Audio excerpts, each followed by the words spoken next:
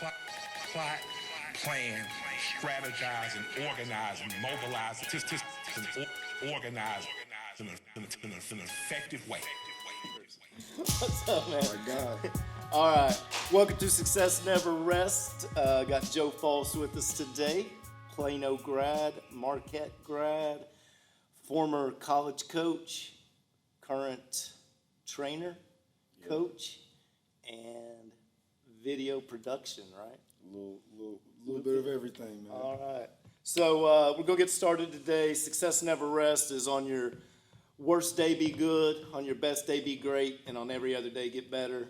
I've known Joe since he was in 7th grade. He probably doesn't remember me, but I remember watching Joe as a 7th, 8th grader in the Plano, little summer leagues. Saw him come up through high school, watched him win a state championship. So I think we made some trips to South Dallas when you were in high school to watch some basketball. Yep. So anyway, we go back a while. Glad to have you with me today. I wanted to start off by asking, just about your youth. Who were some of your early influences? I know you got a love for competing, whatever it may be, basketball, and then just life in general. So who were some of those early influences on you? Man, when I was coming up, my first cousin, he was very blessed and fortunate to, instill the game, I guess, from a visual side at a young age before I really even wanted to play. By going to his games and whatnot. He played for the Fab Five. He's one of the members of the Fab Five, Jimmy King. So I remember when I was at a young age going to NCAA tournament games and just knowing we had a game. I'm not knowing the amount of impact that he's bringing to basketball with that crew and just at that time with how college basketball was flowing. So being able to be in those locker rooms and just the aura of the tournaments and the games and him hanging out with me, going in the back shooting and stuff like that when I was younger, that type of stuff was cool. So if anything, that was one of the biggest influences on me as a kid, being able to say like, yo, man, like I like this basketball stuff. It's cool, so. I had a relationship. My cousin obviously wasn't Jimmy King or on the Fab Five, but I also had a cousin that was older than me that influenced me because I saw him as a high school basketball player and kind of the perks and things that and made me want to get better as well. So if you didn't catch that, Jimmy King with the Fab Five, Joe's uncle or cousin? He's my first cousin on my dad's side. So played at Plano East. Joe went to the rival Plano Senior High. I know 2 of the 3 coaches you came up playing for. I know in high school you played for Tom Inman, good friend of mine. Buzz Williams, I actually worked one of my first basketball camps in Texas for him at UTA when he was an assistant. So I go back a long time with Coach Williams as well. Both are what I would call no-nonsense type of guys. I know them to have a system, have a way they're going to do things, and they're going to fit you into that system. So how did that influence your coaching style, the way you train players, and then even in your role as, a player relation coordinator? How did these guys influence your How did coaching they influence style? me? Like I know my high school coach, I didn't want to be anything like. See, like Inman, Coach. Okay, so let's just break down the coach. So like Coach Inman, he was a player's coach. He knew X's and O's. He knew film. He knew stuff like that. Me personally, I don't think that was. It wasn't his best things that he was good at coaching. I think the best things he was good at coaching was being around the guys and being able to talk to them how he would want to be talked to if he were playing. Yeah. You know what I mean? So I think I took a lot of how he managed being around the players to being off the court and also when it comes to the guts of a game and you can't run a play and you just gotta just go off a feel and going off of what you remember and seeing and how your guys play. With Coach Williams, he's a very technical, detailed coach that there is a big balance between the no nonsense and I'm trying to be cool with you. He's also like a life coach as well. We had a like a life lessons, like a player team meeting on a Sunday, and it could go from 30 minutes to about 4 hours, and we would just talk about life. And we would talk about finances, or we would talk about certain things that would help you just be good as a person. And this is lessons for men and women. It don't matter, because sometimes he would have his daughters in there. He would have, it wasn't just for the guys. I don't know if that answers my question. really helped, but Yeah. there's a lot of coaches and people along the way that kind of, helped me get into the player relations position I'm in now. Yeah, well, I came up with a bunch of different coaches, obviously, and I just tried to take a little bit from each one, like you said, how I would react if they were my coach, if I would like that, and put that into my influence and style. And as long with what Coach Williams was saying, that goes along with my success never rests so much, because any chance I get to talk to young kids, I talk about be your best in every single moment, whether that's brushing your teeth at the first thing in the morning, or whether it's your routine when you go to bed at night. Do your best at it, because the next moment you got to be your best at might be a life or death instance. Right. It might be a game, winning shot or defense play, whatever. All right, this portion I want to, jump into kind of your career as a whole. I know you've dealt with a lot of adversity going all the way back to your high school days and through, Marquette. I just wanted to talk a little bit about, can you tell us that story? I know you were supposed to go to A&M. That didn't work out. Right. So, tell us your story there. Long story short, as short as possible. So I was supposed to end up going to Texas A&M, sign my letter of intent with Coach Gillespie. Coach Williams was the assistant. I ended up going to a prep school. The only prep schools that were available at that time in 2007, 2006, it was pretty much on the East Coast, because a lot of the schools in the South were getting flagged for not being legitimate prep schools. Yes. So I went to Massanutten Military Academy. At Massanutten Military Academy, you had to do just as much as the work as the cadets, just as much as the basketball work that was required from me from the coaches. So that kind of put a little extra chip on my shoulder, I guess you would say, a little bit more organization in my life, and just a little bit more purpose as far as waking up every day being grateful for what you have and for what you do. At that time, I ended up signing at the University of New Orleans after I finished military school. The reason I signed at New Orleans, it wasn't because I wasn't getting recruited from other schools. I was getting recruited from a lot of different schools that actually wasn't recruiting me in high school. It was because of my loyalty to the people that had helped me get into the game and understand the business. That person just so happened to be Buzz. So he was just finishing up his first year as a head coach at New Orleans.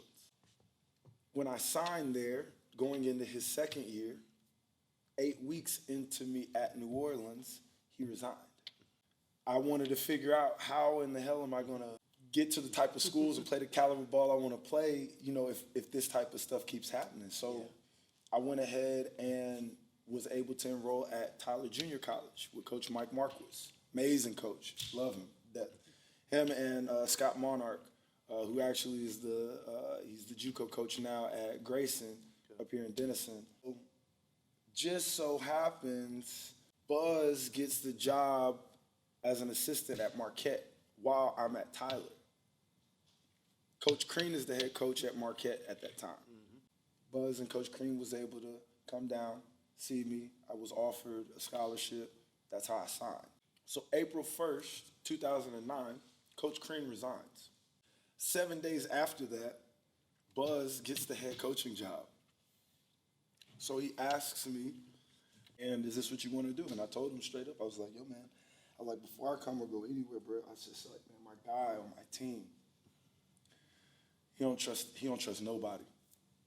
I said, and me personally, with how me and him are boys, I was like, I don't want him to fall into certain things or see certain things that I know that I saw, that I know he didn't know that was even out there. Buzz knew he was and whatnot, and he ended up just offering him a scholarship, and because we all knew we wanted to go to school together, and that was Jimmy. And so from that point thereon, we ended up getting to Marquette, played 3 years together, went to the tournament all 3 years.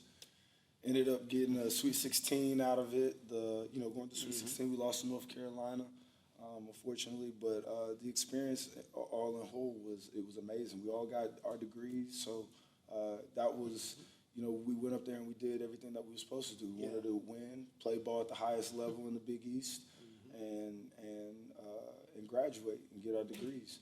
And everything after that, in my opinion, it happens how it's supposed to happen. How do you feel all of that adversity over 18 years?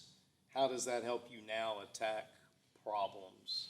Man, I'd say the adversity in general over that span of time is what helped me really keep pushing forward, because I'd say there isn't a time that goes by, anytime I have an issue that isn't basketball related, I always think about what's some of the worst stuff that you've gone through, or what's some of the worst things that you've had to deal with that you got through, and then you're just like, man, if I know I get through it, I can do anything in life. Yeah. And I think that I saw multiple times some real life-changing situations where a lot of it was just me having the right people in my corner, me being able to trust certain people that I need to, and then the other side of it, a little bit of luck, man.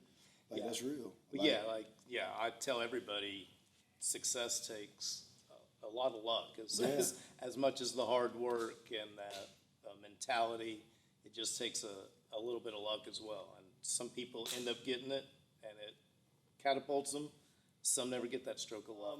You recently have left the college coaching ranks.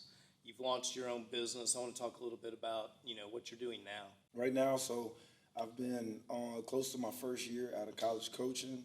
And since then, I started my company, Authentic Sports Media Group, LLC. So we're based out of Dallas, and pretty much all we're doing is helping athletes, businesses, sport business, fitness companies with any type of sports media or content that they may need, that athletes may need, and also on the player relations side as far as player development. And we do tap into branding and marketing as well, to help with the NIL side of things, but we're really more attached to the sports media and the player development.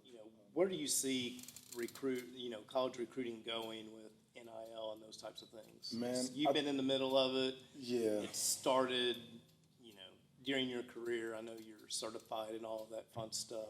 I've always said if anyone wants to learn about NIL or marketing or learn some of the most messed up situations, I still to this day say that how the Fab Five was used with Nike and that situation and the revenue that they brought in. If you want to ever understand that story and understand why the NIL now is such a big ordeal, you will see what the bicker is for all of this. So let's, on the player development side, I also want to ask you and talk to you a little bit about, how much you feel kids, young athletes should train and practice versus playing games. A lot of these kids are just working out because their parents is telling them to, and because they don't really want to. I guarantee you, if you ask some of these kids, hey man, when you worked out today by yourself, when you went to the gym, what did you work on? Oh, I got some shots up. That's what most of them say. What is getting shots up? Yeah, exactly. You know what I mean? Sitting around, no, you got to learn how to, if your coach isn't teaching you how to do drills and make you want to do things just as much as when you're not with them, they're not doing, in my opinion, no, it's not even really doing their job. These kids are fucking skilled. These kids are fucking skilled. Some of these kids and how they're naturally just playing now and how they're absorbing just from things that they watch. Because I personally think I can get as much out of a game. I can coach as much and teach as much during a game. You mentioned the word system earlier about coaching, but something I've learned is that, everything's are systems, and if you have systems, you can win. So I think you've been around winning systems pretty much all your life. Do you find that too, that as you get into the videography and the different things you're doing, producing, is it just a system, and once you've got a system, then you can scale it?